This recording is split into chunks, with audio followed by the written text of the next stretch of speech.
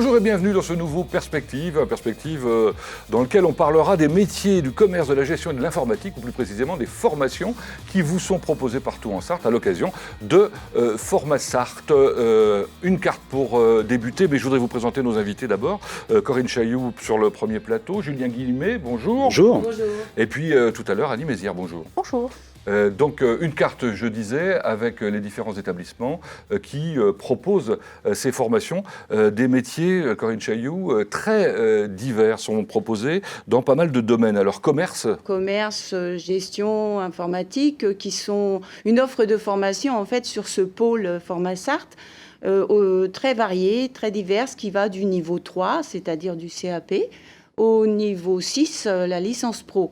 Donc c'est vrai que les visiteurs pourront retrouver toute une grande variété de formations, d'offres de formation. Alors dans le commerce, il y a la vente, l'accueil dont on va parler dans un instant. On est sur la vente, ouais. Le commerce, la vente et l'accueil, effectivement. Alors, beaucoup de ventes, d'ailleurs, on le verra tout à l'heure avec nos différents invités. En matière de gestion, on trouve quoi ? Alors la gestion, ça va de la gestion commerciale à la gestion comptable, à la gestion des transports. Donc c'est vrai que on a tout un panel de formations qui sont proposées aux visiteurs. Un management et l'administration aussi. Alors transport, vous l'avez évoqué, il y aura un focus tout à l'heure sur la logistique plus précisément. Tout à fait, la logistique et l'organisation donc des allées et venues des marchandises, donc qui est présentée par le lycée Saint-Calais, Jean Rondeau. Et puis enfin l'informatique, alors évidemment aujourd'hui j'imagine que c'est porteur les métiers tout à fait, des métiers très porteurs et beaucoup de recherches de candidats sur ces métiers. Et donc on pourra proposer sur ce pôle informatique des métiers qui vont du bac pro SEN jusqu'à la licence pro concepteur développeur en application. Alors métier porteur, on le constate au fur et à mesure avec ces émissions, il y en a de nombreux. Est-ce que les métiers de l'accueil sont des métiers porteurs, Julien Guillemet ? Oui, ce sont vraiment véritablement des métiers porteurs. À une époque où on trouve énormément d'informations, de renseignements et de produits à vendre sur Internet, on a malgré tout des entreprises qui font le choix de former leur personnel sur les métiers de l'accueil pour pouvoir justement apporter cette qualité face à leurs clients, leurs usagers. Ouais. C'est quoi les métiers de l'accueil ?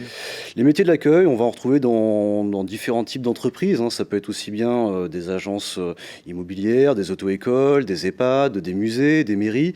On est véritablement la première interface avec les clients, les usagers, avec donc un rôle de conseil, d'orientation et d'écoute. Alors c'est proposé sous quelle forme en termes de formation ? Alors là, on va être sur un bac pro, donc bac pro métier de l'accueil, qui se déroule soit sur 2 ans après une classe de seconde, ou directement sur un parcours de 3 années. Ouais. Donc qui dit bac pro dit apprentissage, dit entreprise d'accueil donc aussi. Apprentissage et formation initiale, effectivement, d'accord. Oui, tout à fait. Sur la Sarthe, on a l'offre de formation, donc sur les bacs métiers de l'accueil, aussi bien formation initiale que formation également en apprentissage avec, pour le coup, entreprise d'accueil en parallèle. Ouais. Alors sur les images que nous voyons qui ont été faites chez vous, je crois, on ne voit que des femmes.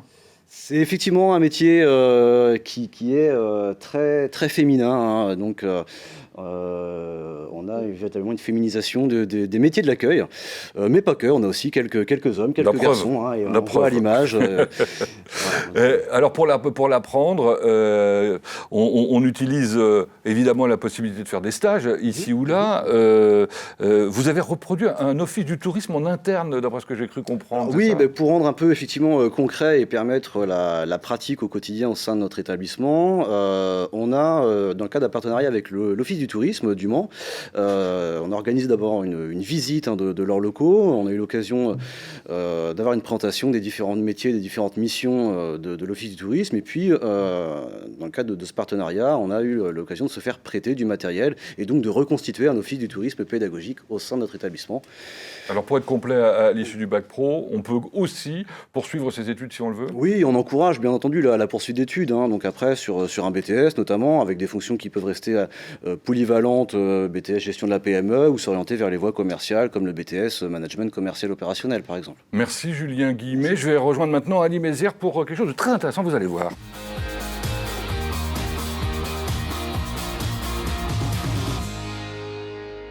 Alors Annie Mézières, vous êtes enseignante en BTS MCO. Ça veut dire quoi, MCO ? Alors, mon collègue l'a dit tout à l'heure, management commercial opérationnel. Parfait. Et ça se passe au campus Saint-Charles-Sainte-Croix. Une originalité chez vous, c'est la formation. Alors, c'est quoi? C'est une option entrepreneuriat? Oui, tout à fait. C'est une option de 2 heures par semaine sur les 2 ans pour apprendre à créer une entreprise. C'est incroyable. Je ne savais pas qu'on pouvait, à 20 ans, apprendre à créer son entreprise. Alors, la réforme du BTS MCO, qui a remplacé le BTS MUC, permet donc aux jeunes d'apprendre toutes ces compétences, aussi bien au niveau des savoir-être de l'entrepreneur, rencontrer des chefs d'entreprise inspirants et avoir toutes les techniques pour pouvoir pitcher son modèle devant un banquier, devant un organisme. On sait à 20 ans qu'on a envie de créer qu'on aura envie de créer une entreprise? Alors, non, bien sûr. Pour l'instant, je n'ai pas assez de recul pour vous dire s'il y a une concrétisation, mais quand même, la moitié d'une promo est intéressée par cette option. D'accord. Une option qui se joue sur 2 heures par semaine, hein, c'est ça, hein? Tout à fait. C'est-à-dire, qu'est-ce qui se passe pendant ces 2 heures? Alors, la première année, je vous l'ai dit tout à l'heure, ce sont des rencontres inspirantes, soit en physique ou en virtuel, ancrées surtout dans le territoire, avec une approche environnementale et sociétale. Nous avons par exemple reçu Hugo Duval de la société Brin. Qui a fait les cloisons ici. Voilà, tout à fait, les fameuses cloisons en carton. Voilà. Ensuite, après ces rencontres inspirantes, il y a des ateliers de développement personnel, de gestion du stress avec des yogas du rire par exemple. Et ensuite, les techniques, comment faire naître une idée, comment analyser son macro-environnement, comment proposer une offre. Tout ça, c'est très sérieux et ça va loin puisque ça permet de créer des entreprises emblématiques, j'allais dire, la Gapette française. Oui, c'est tout à quelqu'un fait. qui vient de chez vous. Aymeric vient de ce BTS, tout à fait. Il a concrétisé son projet grâce au programme des Entrep, auquel j'invite et j'incite mes étudiants à y participer. Merci Annie Mézières. Merci bien. Dans un instant, on va parler de chocolaterie.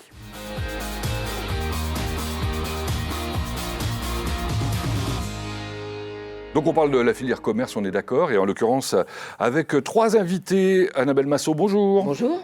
Aurélie Hermange, bonjour. Bonjour. Et Selma Renaud, bonjour. Bonjour. Alors avec vous, on va essayer de découvrir une belle mise en place de formation en entreprise en quelque sorte, dans le cadre d'un BTS NDRC. C'est quoi BTS NDRC? Alors, négociation et digitalisation de la relation client. Ça veut dire qu'on forme à quel type de métier? Alors, aux métiers de commerciaux, les commerciaux de terrain. Donc, ce BTS s'appelait à l'origine le BTS Force de Vente. C'est peut-être plus parlant pour certaines personnes de certaines générations. Donc ce sont les commerciaux de terrain, c'est-à-dire on les forme à cibler et à prospecter, et non pas simplement à aménager un magasin, par exemple, et à attendre le client. Tu as une formation de commercial généraliste? Oui. En quelque sorte, quoi. On forme même à la vente en réunion, d'après ce que je crois savoir. Oui, voilà. Alors, depuis donc, la réforme et le passage à NDRC, il y a effectivement un nouveau bloc professionnel qui s'appelle l'animation de réseau. Et dans ce bloc, il y a effectivement la vente en réunion, la vente directe. Et vous avez mis en place un joli projet qu'on va découvrir maintenant, avec les AT. En 2 mots? En 2 mots, depuis 2019, alors j'ai été moi-même cliente de la chocolaterie. Vous êtes gourmande? Oui, et je connaissais l'ADAPI et voilà, et les AT le circuit. Et donc j'ai initié ce projet de manière à ce que les étudiants aient une activité professionnelle réelle avec une entreprise locale. Donc développer la vente des chocolats que fabrique Annabelle. Bonjour. Bonjour. Alors Annabelle, vous êtes chef, c'est Aurélie. Vous avez raison. Vous êtes chef d'atelier de l'ESAT Le Circuit. Tout à fait. Combien de personnes travaillent à l'ESAT? Alors, on accueille 110 personnes en situation de handicap et il y a l'équipe de salariés est composée de 25 personnes. Alors, on ne fait pas que du chocolat, on est d'accord? Non, ce n'est pas l'unique activité. Qu'est-ce qu'on y fait? On a d'autres activités. On a des activités de sous-traitance, de câblage. On a un restaurant qui est ouvert au public. On a une activité de logistique également. Et alors Et on fait des prestations en entreprise. Et alors, il y a donc cette chocolaterie. Il y a donc cette chocolaterie. Qui existe depuis combien de temps? Depuis 2013. D'accord. On fabrique des chocolats? On fabrique des chocolats, fabrication artisanale. Le moniteur en charge, ils sont 2 moniteurs en charge de cette activité. Et donc, il y a un moniteur qui est chocolatier de métier. Alors, avant que vous ne soyez accompagné par des étudiants, vous les vendiez quand même, ces chocolats? Il y a une boutique? Oui, il y a une boutique. On faisait aussi des interventions en entreprise. Des entreprises qui nous sollicitaient pour faire de la démonstration et de la vente. Et puis c'est vrai que petit à petit, l'activité a fortement grossi. On vend pour toute la France. Aujourd'hui, il y a combien de personnes qui travaillent sur la partie chocolaterie? Donc on a 2 moniteurs et 15 travailleurs. D'accord. Dans les moniteurs, il faut préciser qu'il y a un chocolatier de métier. Chocolatier de métier, effectivement. Ça me paraît quand même intéressant. Et alors, ça se passe comment? Eh ben, en ce moment, on a beaucoup de bah travail. Oui, bien sûr. Alors, en ce moment, parce que l'émission est enregistrée avant Noël, ça c'est pour le préciser, puisqu'elle est diffusée après, en fait. Non, ça se passe très très bien. La chocolaterie, c'est une activité où il y a des cycles. Effectivement, à Pâques et à Noël, on a beaucoup de travail. Et ça se passe bien, surtout avec les étudiants ou pas? Ça se passe très très bien avec les étudiants. Non, ils ont fait des belles ventes. Ça s'est passé en plusieurs étapes. La première étape, ils sont venus à l'ESAT. On a fait une présentation de l'ESAT et après, ils sont allés en laboratoire, en boutique. C'était intéressant pour nous aussi parce il y a eu une vraie interaction avec les travailleurs, il y a eu un vrai partage et ça permet pour vendre leurs produits, ils ont vu où c'était fabriqué. Selma va me raconter ça, c'est le mieux. Parfait. On va aller la voir.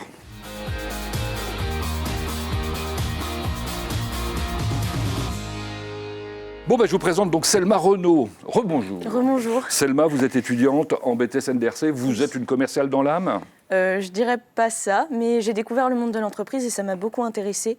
Et j'aime le contact avec les gens, aller les chercher, et c'est ça qui m'a intéressée dans le BTS. Bon, et puis alors là, on vous offre en plus la possibilité de commercialiser et peut-être de goûter des chocolats aussi de temps en temps? Oui, quand on a visité la chocolaterie, oui, on a pu goûter à quelques créations. Alors ça consiste en quoi? Il y a d'abord avec l'ensemble de la classe et puis ensuite quelques étudiants. Oui, c'est ça. Du coup, le premier projet, c'était de vendre les chocolats de l'ESAT, la chocolaterie. On a donc visité la chocolaterie dans une première partie et on a prospecté nous-mêmes les personnes qu'on souhaitait pour vendre les chocolats. Par exemple? Ma famille, en premier temps.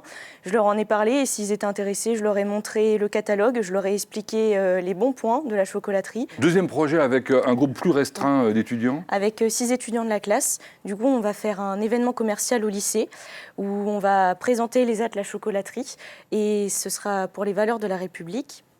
Et on va faire du coup un événement sur le handicap et on va vendre aussi des chocolats à la fin à petit prix pour les étudiants. Et là, vous allez organiser plein d'autres choses, donc des diaporamas, des vidéos, des choses, etc. Donc c'est un travail énorme, quoi. Enfin, j'imagine que... Oui, ça nous a pris du temps et on est content que ça se concrétise. Eh ben, bravo. Merci. Et merci pour toutes ces explications. Nous, on va maintenant, après la petite virgule, retrouver des gens qui sont dans la logistique. Ça se passe à Saint-Calais.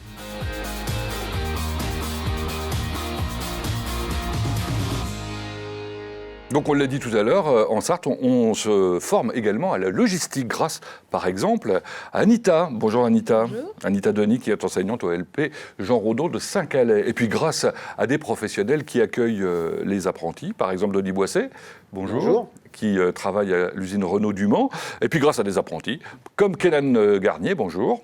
Bonjour. Qui, lui, est en première Bac Pro logistique. Alors, la logistique, c'est quelque chose de très important au lycée Jean Rondeau de Saint-Calais, évidemment. Oui, c'est un gros pôle au lycée des métiers Jean Rondeau. On forme à la logistique et au transport. Les deux métiers, ce sont deux métiers différents mais complémentaires. Alors, on forme à l'organisation de transport de marchandises. Oui. OK. Et ça veut dire qu'on forme aussi à la conduite des véhicules? À la cantine des engins, oui, effectivement. En Bac Pro Logistique, on forme les élèves au CACES 1, 3 et 5 qui permettent de manipuler les marchandises au sein des entrepôts en logistique. Et il y a combien d'élèves d'abord et il y a combien de types de formations ensuite? Alors, on a deux classes distinctes, une classe de Bac Pro Logistique, une classe de Bac Pro Organisation du transport de marchandises, avec 18 places dans chaque classe. Ça fait le plein, évidemment. Pas tout à fait, mais... Parce qu'il n'y a pas assez d'élèves? C'est-à-dire que vous recrutez des élèves? Oui, on recrute des élèves. Ce sont des métiers qui ne sont pas encore très bien connus. Et on fait en sorte que ces métiers soient connus et vendeurs. Et alors, en l'occurrence, comme on le découvrira tout à l'heure, on peut, puisque c'est Bac Pro, donc commencer dès la seconde et très vite aller en entreprise, en fait, pour travailler en alternance. Oui, dès la première, on peut faire en alternance. On peut, ça n'est pas obligatoire. Non, on a les deux. On fait formation initiale et en alternance. Bon, et vous avez suffisamment d'entreprises pour accueillir les jeunes par ailleurs ou pas? Oui, et on a des entreprises qui sont demandeuses. Parce qu'on manque de on manque de chauffeurs routiers, ça on le sait, Oui. mais en logistique d'une manière générale. Ce sont des métiers en tension, des métiers qui recrutent. C'est dans l'air du temps. Ça correspond au fonctionnement du marché actuel. D'accord. Bon, il y a aussi des très grosses entreprises qui accueillent donc des gens qui font de la logistique. Chez vous, chez Renault, il y a combien de personnes qui travaillent à la logistique? Ça doit être énorme. Nous, on est une centaine à travailler à la logistique. Voilà. Et différents métiers. Et vous vous occupez particulièrement Des gares routières, de la réception administrative, en fait. Tout ce qui est expédition et réception des marchandises. Et alors pour vous, c'est intéressant d'avoir des gens en formation comme Kenan? Tout à fait, tout à fait. Kenan, ça permet déjà pour Kenan de voir la vraie vie d'entreprise. Donc il va être amené à travailler en équipe. Et nous, on travaille beaucoup sur le savoir-être et le savoir-faire. Donc ça, c'est très important, les règles de l'entreprise. Et à la sortie de son bac pro, Kenan saura conduire un car à fourche, donc avec le CAS S3, et sera employable dans la foulée, en fait. Nous, à la fin de son bac pro, Kenan saura faire le travail d'un cariste titulaire de chez nous, en fait. Vous recevez combien d'alternants par an? Des alternants, donc en bac pro, j'en ai un. J'ai un BTS aussi en alternant et j'ai un master 1 et 2 aussi en alternant. Alors en revanche, vous n'embauchez qu'à partir de 18 ans, hein, c'est ça? Oui, et en fait, l'autorisation de conduite pour un engin, c'est à partir de 18 ans et dans l'entreprise, pour qu'il puisse aller dans les ateliers, il faut être majeur. Donc ça veut dire que Kenan a dû faire d'abord sa seconde et ensuite, voilà, comme il a 18 ans en première, il peut effectivement venir chez vous. Tout à fait. Ça se passe bien? Très bien. On va savoir ça tout de suite, il va nous le dire lui-même. Peut-être.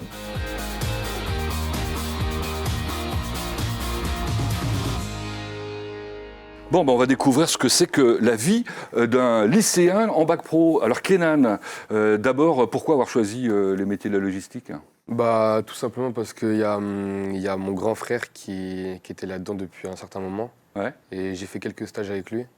Et ça m'avait beaucoup plu, du coup j'ai voulu faire cette filière-là. D'accord, ça a été difficile de trouver le stage chez Renault ou pas? Non du tout.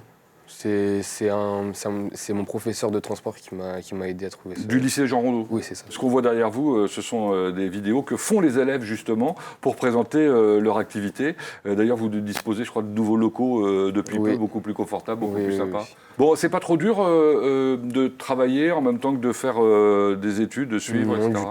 Du tout. J'arrive à faire le lien entre les deux. C'est plus concret? Oui. Bon, et alors donc c'est bon, vous êtes dans la bonne filière? Oui. C'est ce qu'il vous fallait? Là, ça me plaît beaucoup. Bon, bah super. Donc vous allez faire la première et la terminale en alternance chez Renault? Exactement. Merci Kenan. Bon, allez, dans un instant, on parle d'une épicerie qui s'est créée à l'intérieur d'un lycée. Eh oui.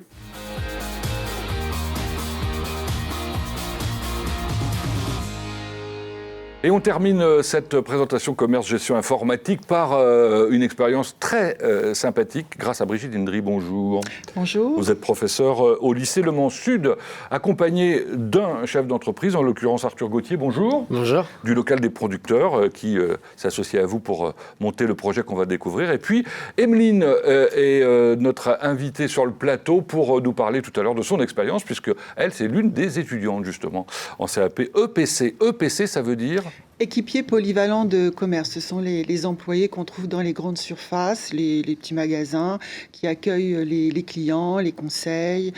Ils s'occupent également de la gestion des rayons, des commandes, de la réception de marchandises. Alors donc un CAP, on rappelle que c'est à partir de la 3, enfin après la 3e, c'est ça? Voilà, après le collège en général, ça peut durer 1 année, 2 ans ou 3 ans. En général, c'est 2 ans.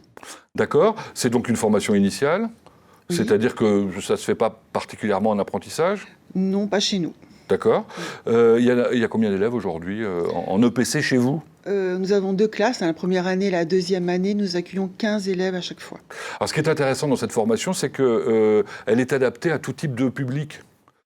Oui, on répond à des besoins spécifiques. Voilà, il y a des élèves qui ont besoin d'un accompagnement particulier.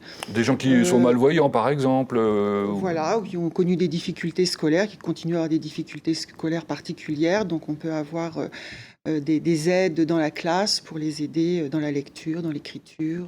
Et pour être très concret, vous travaillez avec les entreprises. Je sais que vous travaillez chez Jiffy régulièrement, c'est ça? Oui, en fait, dans la voie professionnelle, on essaie de démultiplier les moments en entreprise. Les élèves ont des stages. Sur 2 années, ils ont 14 semaines de stage. Et on essaie de mettre en place des partenariats. Donc cette année, on a fait avec la classe de 2e année un partenariat avec Jiffy. On fait une classe transplantée, c'est-à-dire que tous les mardis, nous allons dans le magasin et on réimplante un rayon. Voilà. Voilà du concret. Autre concret, cette magnifique innovation pédagogique, l'ouverture d'une épicerie en produits alimentaires non froids, m'avez-vous dit, avec un partenaire, notamment le local des producteurs, Arthur Gauthier. Arthur Gauthier, expliquez-moi un peu le projet, puisque ça va être plus simple. Alors, en gros, le projet du local, donc le local des producteurs. Le projet de l'épicerie. Et le local du producteur, à la base, c'est de rassembler tous les produits locaux. Et donc, justement, avec Brigitte, on s'est dit pourquoi pas créer l'épicerie et en même temps mettre des produits locaux pour faire découvrir aux professeurs et permettre aux élèves aussi de pouvoir se qualifier et de voir ce que c'est la pratique. C'est une épicerie qui était à usage interne, effectivement, uniquement. Alors, vous y mettez vos produits. Alors, vos produits, quels sont-ils ? Alors, on y met quand même des fruits et légumes, on met tout ce qui est épicerie, jus de pommes, jus de fruits, purée. Et ce que Brigitte veut mettre aussi en fonction des attentes des professeurs.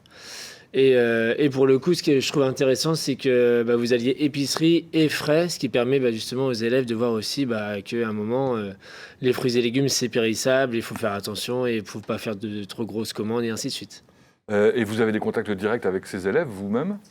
On en a eu pendant les visites de l'épicerie. Et vous voyez que pour eux, c'est très concret et donc c'est utile, quoi, en quelque sorte. Tout à fait. Moi, personnellement, j'ai trouvé ça super intéressant. Quand j'y suis allé, j'étais surpris. Enfin, c'est vraiment pro. Pour le je crois qu'il y a d'autres partenaires que le local des producteurs. Nous avons 4 partenaires. Nous avons la ferme de la taquinerie qui nous propose des bocaux de volaille, la brûlerie Bock, le torréfacteur du Mans. Donc, on a un assortiment de café.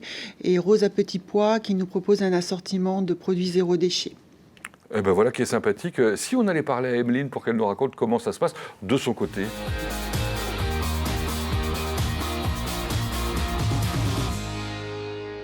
Moi, je suis impatient de savoir comment, Emeline, vous avez choisi de faire cette formation.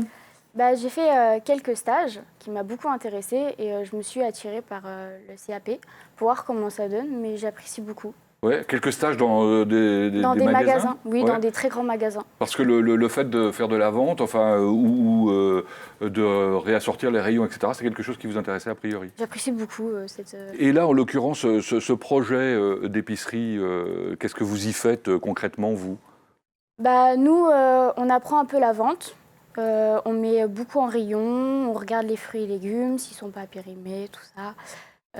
On fait un peu tout, quoi, comme une vraie boutique. Et en plus, vous avez des vrais clients, parce que vous avez aussi... je crois qu'il y a des professeurs qui peuvent venir... Oui, on a des professeurs qui viennent régulièrement. Et vous testez des présentations différentes, etc., pour voir un peu ce qui est sympathique, ce qui attire l'œil. Oui, on essaye de mettre en valeur les produits. Dès le départ, vous comprenez effectivement l'aboutissement, en quelque sorte, de ce que vous avez appris d'une manière théorique. Bravo et merci d'avoir répondu à mes questions. C'est le dernier exemple pour aujourd'hui dans cette émission. Merci de nous avoir suivis. Rendez-vous à une prochaine émission pour une découverte d'une autre filière de formation en Sarthe.